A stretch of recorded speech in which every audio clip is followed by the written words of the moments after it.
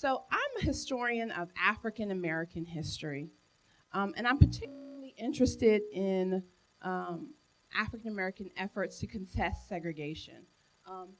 Imagine for a second that you are boarding a streetcar in Birmingham, Alabama, and you are an African American, and you see these signs saying colored passengers, this barrier separating you.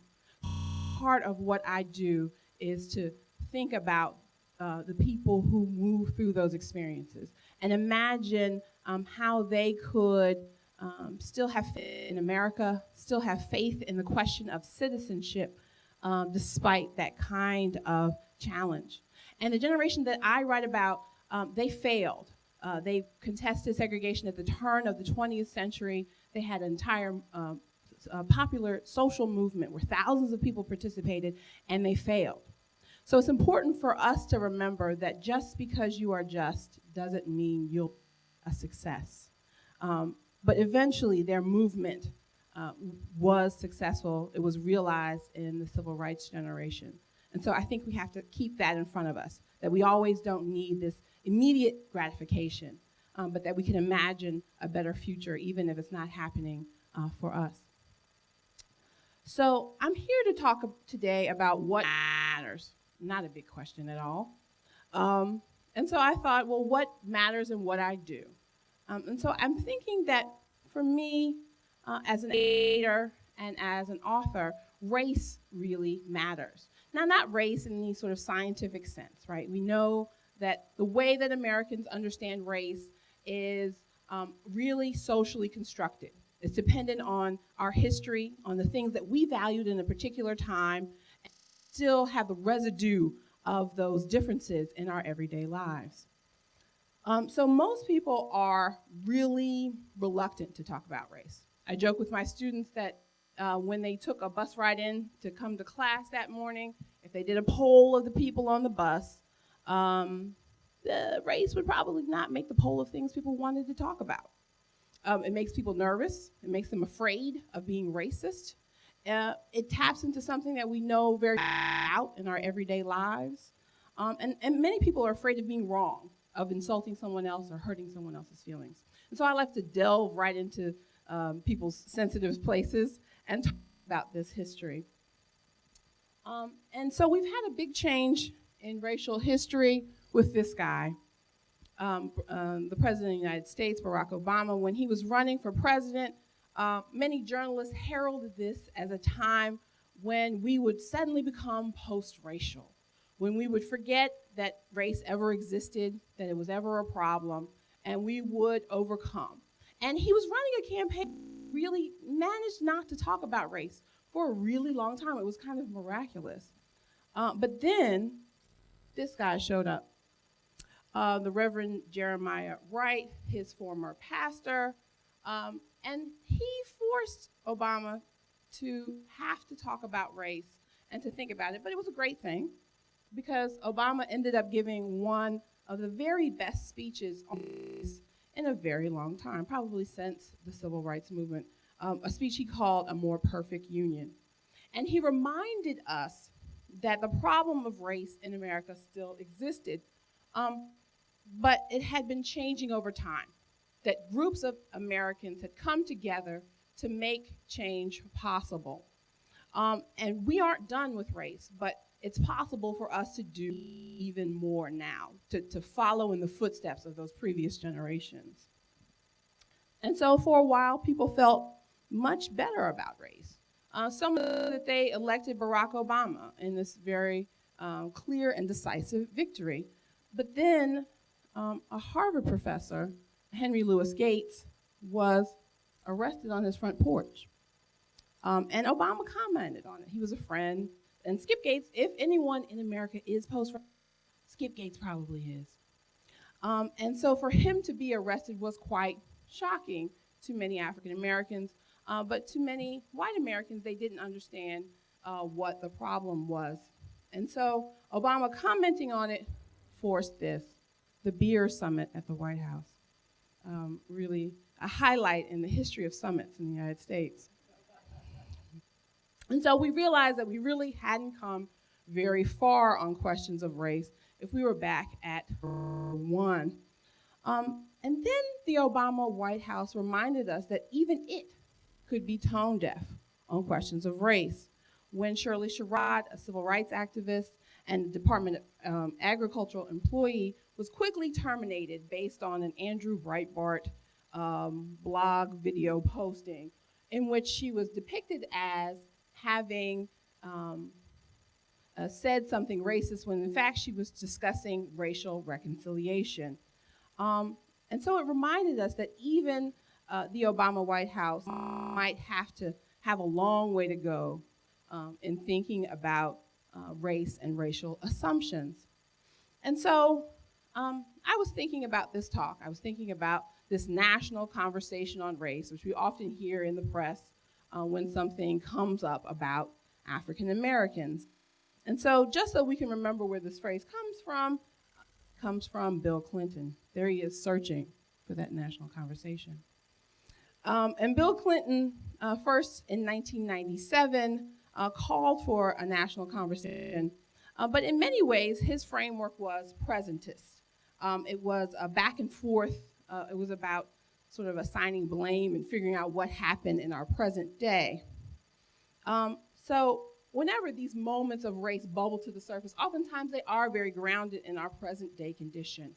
They don't explore how we got here. And in these conversations, I'm a big Twitter person. I'm big on Twitter. I have 4,600 followers, and oftentimes I talk about race when these moments happen. And so, but I wish as a professor that these conversations could be more systematic. Maybe we could have a class or a syllabus or at least a reading list to sort of thinking together. So I imagine this TEDx moment as being my fake 10 minutes on a national conversation of race. And what would I say if I was invited? No pressure to participate in this national conversation.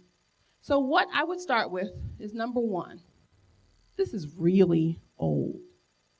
This is an old problem. And the problem of race in America is grounded in the history of slavery. And slavery developed over time, something that we don't really think about. When the first Africans were brought to the shores of the American colonies, the question of slavery was not fixed. There were lots of less than free people in these colonies. There were indentured servants, there was the poor, there were the landless.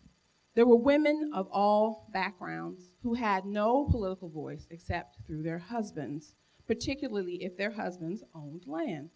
So it was a bad time for a lot of people in these colonies. And although American society was founded on this inequality, the status of the African slave was not fixed. It was not restricted at the very beginning. Initially, it was unclear what status these slaves might have. Would slavery be temporary or permanent? Would the children of Africa be slaves as well? Would these slaves who converted to Christianity, would they be freed? Could slaves eventually be manumitted after a term of service? But slavery developed over time. Choice that was made. So when this first generation had worked a term, some of them found their way to freedom. But by the 1660s, a series of slave codes began to appear in the colonies, which made life much more difficult. Slaves could not own property, they could not bear arms, they could not gather in groups of larger than 3, they could not testify in court, they couldn't marry legally, they couldn't enter a contract, and their conversion to Christianity did not matter.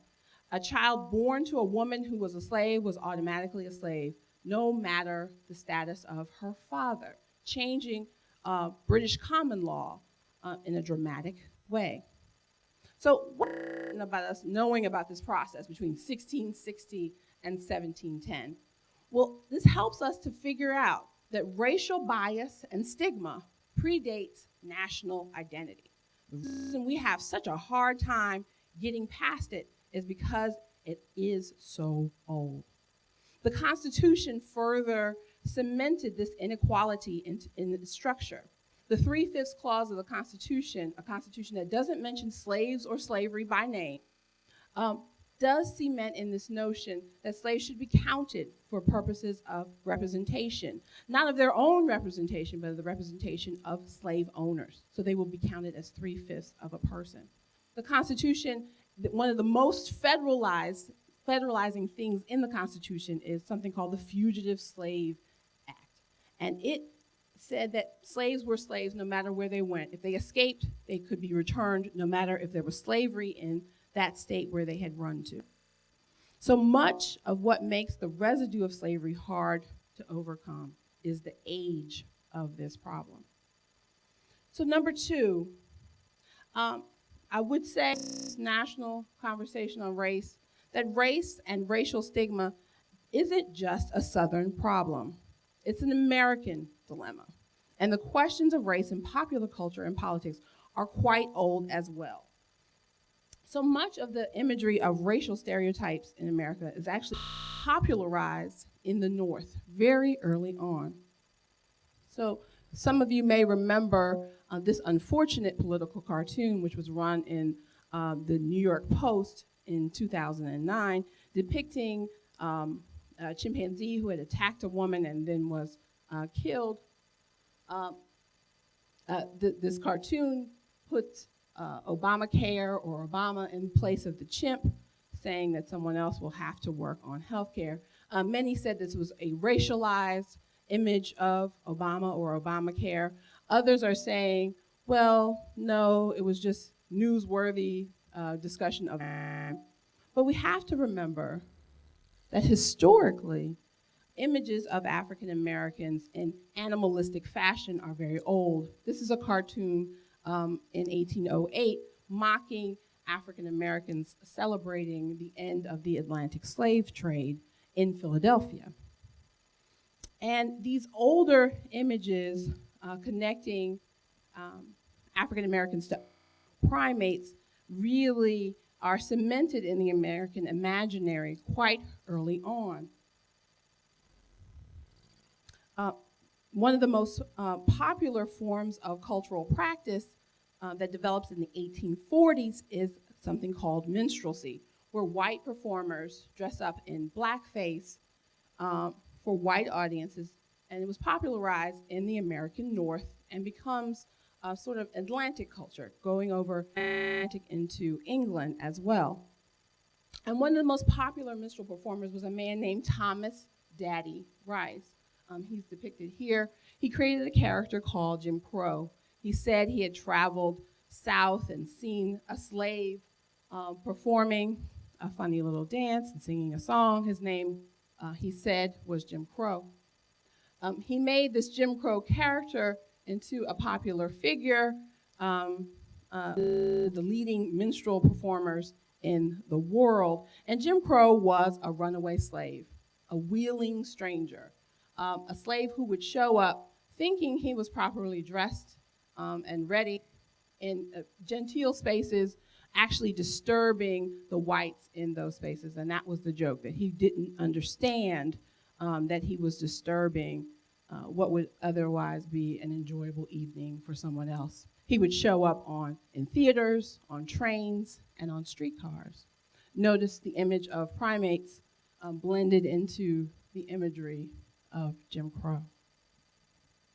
So when segregation was created, it was created to bar figures like this mythical Jim Crow figure from intruding in rail cars, on streetcars in the North. We see the first Jim Crow laws in the 1840s and 1850s in Massachusetts, New York, and Philadelphia. And these segregated spaces were called Jim Crow to prevent the kind of intrusion imagined by this minstrel figure. So we have to recall that our cultural representations are often steeped in history, and they tap into a long history of prejudice. And they have shaped law, and they have shaped policy, and so they matter. It isn't just about absorbing images. And so the segregation that begins in the North continues in the South. This is a slide of Durham, North Carolina in the 1940s. and a segregated bus station there. And so the third thing I would like to point out to you is that there's a silver lining to all of this history of race. That there was always dissent, that there were all people who pushed back against these assumptions of race. And throughout this time, these laws, these limitations, these cultural barriers were being contested by like-minded Americans of all backgrounds. And the building of these interracial coalitions made change possible. The abolition movement, where thousands of Americans of all backgrounds contested slavery, gave voice not only to the possibility of freedom for African Americans, but also expanded notions of freedom for all Americans, including women who had spoken out politically for the very first time. The Civil Rights Movement was a rebirth in many ways of these interracial coalitions of abolition, and blacks and whites engaged in this effort to support a liberation struggle, which made the promises of citizenship real for everyone and sparked a rights revolution in the 20th century. And so it was the history of race that forces us to understand what citizenship really means, to define it for the first time in the 14th Amendment, and to make it in the mid-20th century. So as long as we remember that race is always changing, and that nothing is fixed, and that the dissent is always possible, then we remember that we can engage in the challenge of race in our time, that anything is possible. Thank you.